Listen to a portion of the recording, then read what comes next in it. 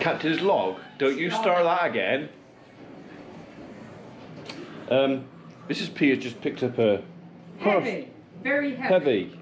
3.5, well, 3.5 kilos parcel out of the bin, and I thought, well, I don't remember ordering anything, and it came from Danone, so I've no idea what it is. I thought, well, just in case somebody sent me something and it's... And you should tell them all about the eggs and floating the eggs. Floating the eggs? Yeah, I'll do floating the eggs later. I'll do this first though, because I want to know what's in there.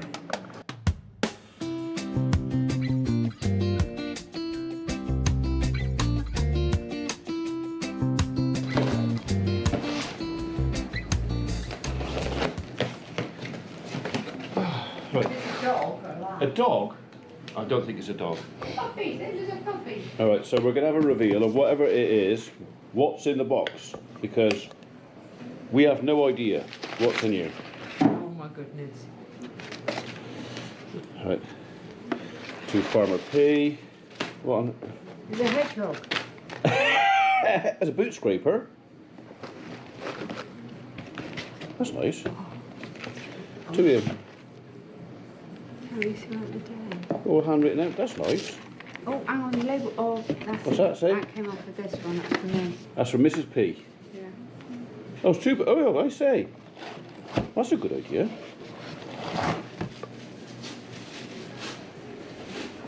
Don't put it outside the door. Oh no, the dog's will eat it if I put it to the door. But Oh! what have you got? Ferrero Rocher? Oh. Now somebody did actually mention the other day Ferrero Rocher. Yes. Would you like it? Yes.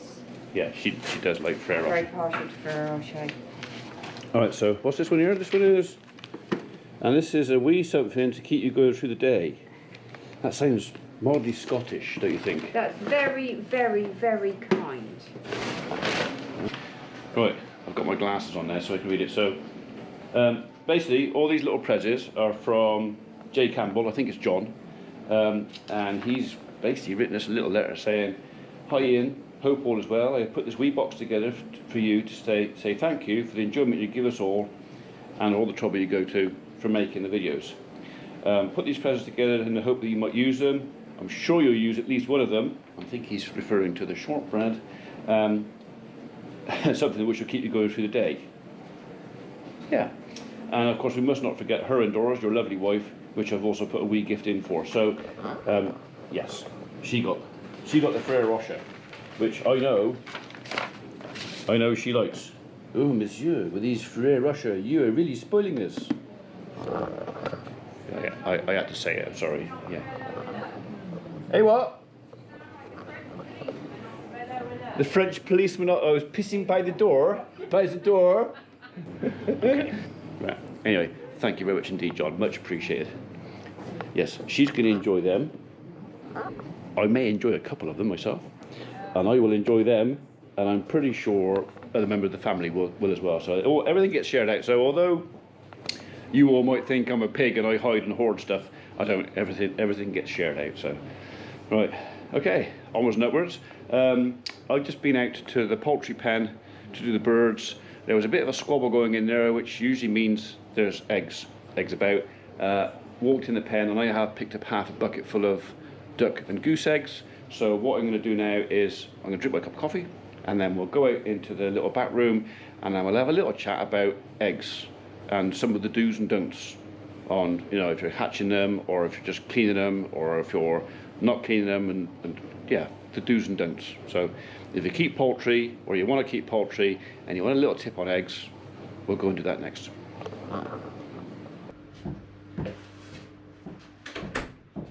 I decided to bring the coffee with me.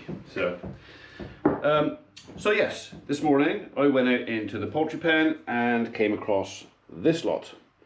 Now, as far as I'm aware, all of these have been laid within the last 10 to 14 days, but I don't know when they were laid. So there are certain precautions we need to take. When we finished laying out, or the birds finished laying last year, I made sure I cleaned everything out. So there should be no eggs in here left from last year. Let's put it this way, if there was one and I gave it a shake, I'd hear it. That's the one you don't want to bring in the house. So these eggs are in a little bit of a state, to be honest, and that is all down to me. And I think the only way you can describe it is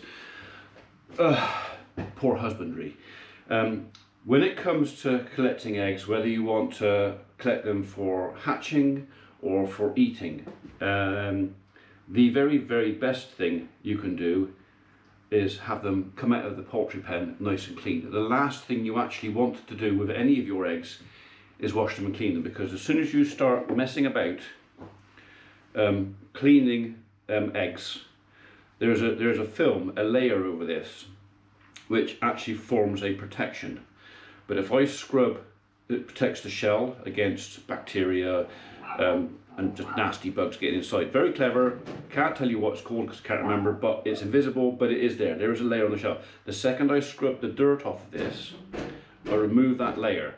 So this egg will actually last longer in this state, what I would call dirty, than if I cleaned it off. If I clean it off, this has got to go in the fridge, and the shelf life will be down to days instead of weeks. If I leave the film on, providing the weather's not too warm and nothing messes about, these could last 3 weeks. You could still eat it in 3 weeks, but literally the second I wash it, I've removed that thing. So we've got mainly goose eggs, but we did also pick up a couple of duck eggs.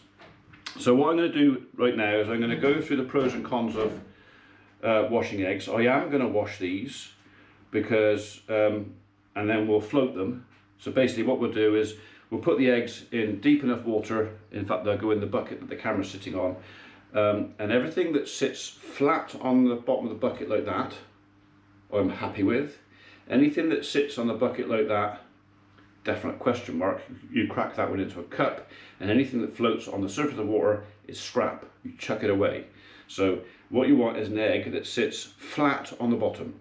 Okay, that is probably still edible, but that's a scrambled egg, not a poached egg.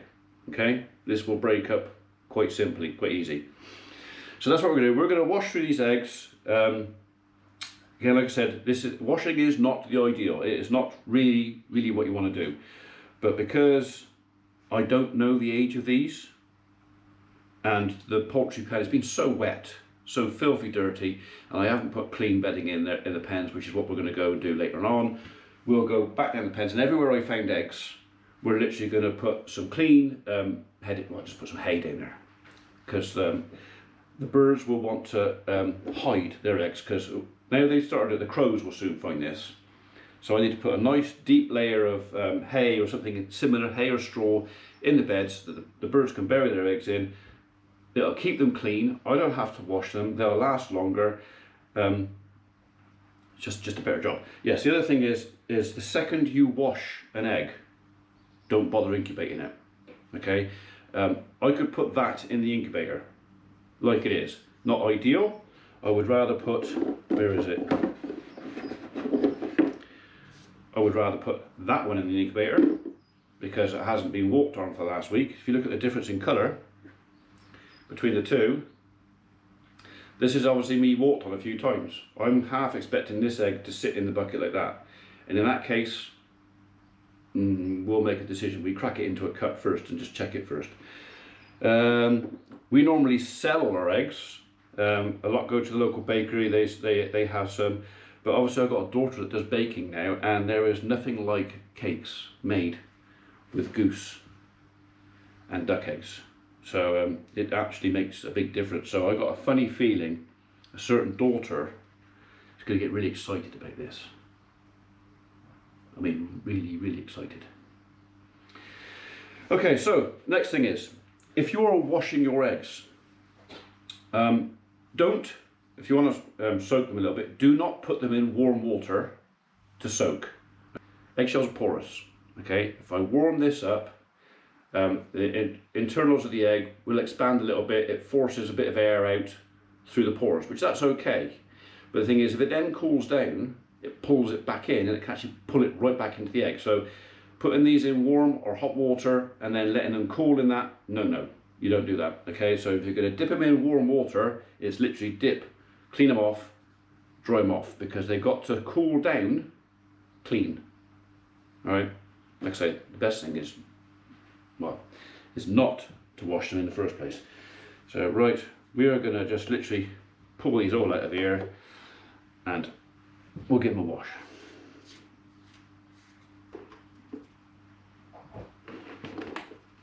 All this down on here is where the goose has been plucking it out of herself to actually make a nice little nest to hide the eggs.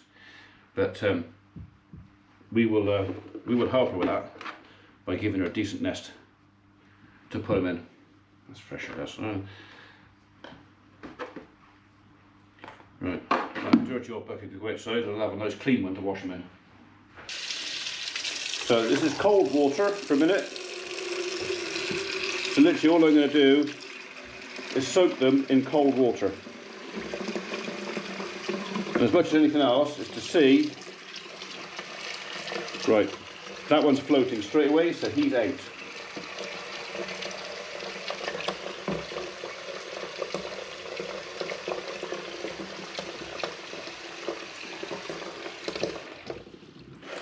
Right.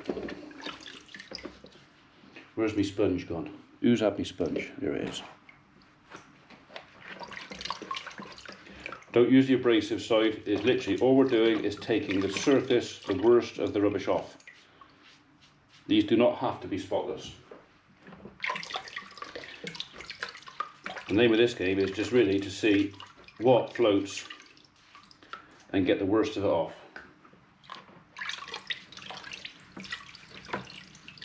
That one's a lot fresher actually.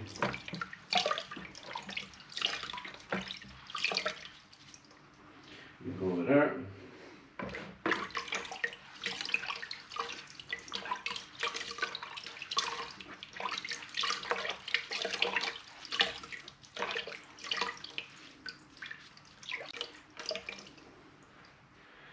Go there. So, right, just for comparison, here's our floater.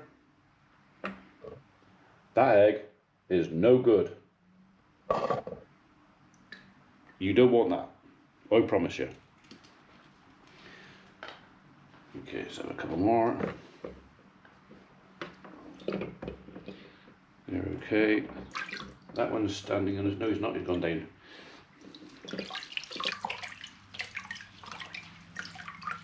Of course, the birds have all been shut in for, well, quite a few weeks now. So whereas normally they would be going out grazing, pulling grass and out of the pen, because they're in the pen all the time, the pen has got mucky.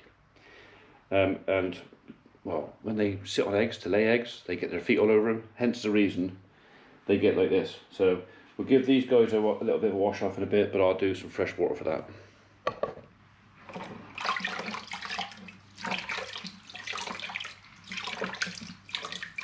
Right, that one, he's going out. This garden is drying up, so apart from the mess that the pups are making, so forever picking up wellies, I reckon we might actually get that pile of dirt moved this weekend. That would be nice to get it tidied up. Anyway, time to say goodbye.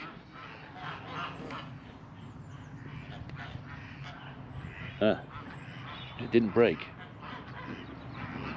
Oh well. Maybe maybe I'll break that with a 2-2 later on.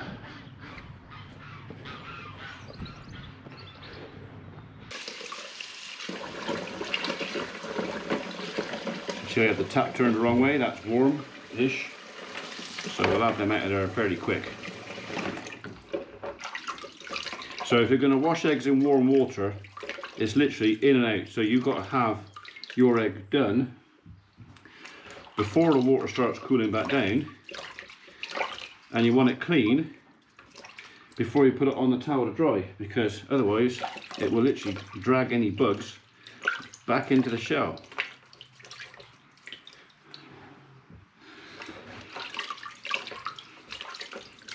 So you can actually feel the film on this egg before and after.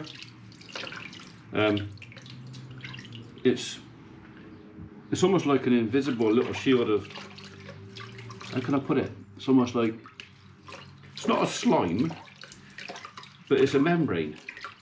But I have literally just destroyed it. You would not now put that egg in the incubator. You'd be wasting your time. Okay, right. They can all go on there and dry. I just got to do a few duck eggs that are left. Job done.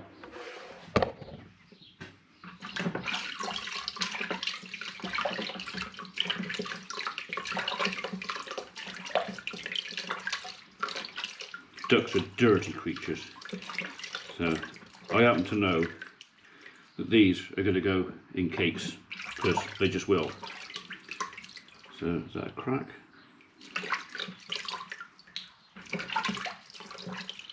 Alright, so there's a little tiny crack in there, so that he's going to get chucked out as well.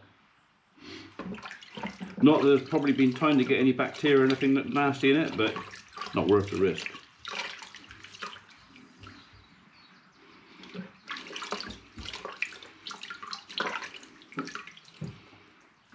Okay, now we're done. Right, he can go out. That lot are all good. So those are good to keep for probably in the fridge, week 10 days. These, I would probably want to use these within the next 2. But like I say, I'm sure I've got a daughter who won't mind using those. So, okay, coffee. Milky coffee, my favourite.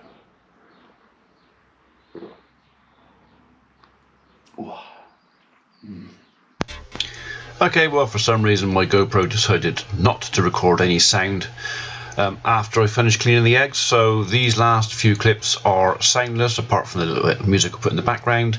I've come down, as I mentioned, I'm just pinching a bit of the hay from the bottom of the feeder, the sort of rough stuff the cattle don't really want. Ideal for nesting material.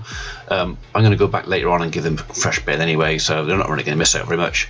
So this is just me taking a barrel of hay back up my poultry to put in for nest boxes. Some of the ducks, we've got a problem with escapee ducks at the moment. They're getting out and I can't work out where. So anyway, these poultry pens that we're looking at now, or I'm looking at now, I built these about 20 years ago when I was a bit more supple. Getting in here now, yeah, that's actually hard work. And that beam across the middle with a bit of string on, I tend to crack my head on. So, bit in the chicken house for the ducks. So geese get in here as well, but mainly just the ducks in this one. And then through the gateway, bit of a squeeze through here. I should really have just carried the hay through and not bother with the barrow. But you know what? It was in the barrow, so why not? Just as well. Maybe. Maybe not. So yeah, bit more in here. Two nest boxes in here for the geese. The bit of mesh in the middle of the bag is literally so the two geese with their sack can't see each other, because otherwise they just fight. Geese like to fight, so I just put that a bit tidy. Yeah, get rid of the stone, and there you are. That's it. There was a bit more video, but I've cut it out because, you know what, the soundtrack's getting boring and it's time to go anyway. So right, back with the barrow. I'll go and put some logs on, and I'll see you guys next time. Thanks for joining us. Bye bye.